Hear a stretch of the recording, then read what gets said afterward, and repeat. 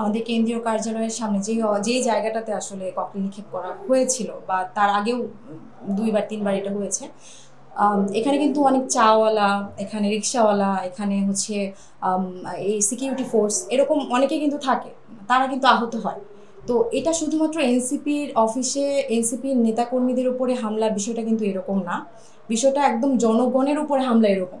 তো যে হামলার পরে যখন এই যেটাকে বলি যে ককটেল নিক্ষেপকারীকে যখন ধরা হলো, এই জন আক্রোশ বা জনরোষের কবলে পড়ে সে যেভাবে মার খাচ্ছিল, তাকে যেভাবে হচ্ছে পেটানো হচ্ছিল, এটা একটা সম্ভাবনা তৈরি হয় যে তার জীবন হানি, মানে জীবন সে মারাও যেতে পারে, এরকম একটা সম্ভাবনা কিন্তু তৈরি হয়েছিল।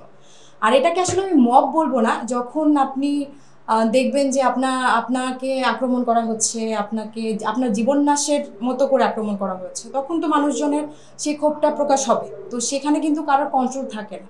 তো সেখানে আসলে ঠান্ডা মাথায় কন্ট্রোল করার মতো অবস্থা, সিচুয়েশন আসলে সবার তৈরি হয় না।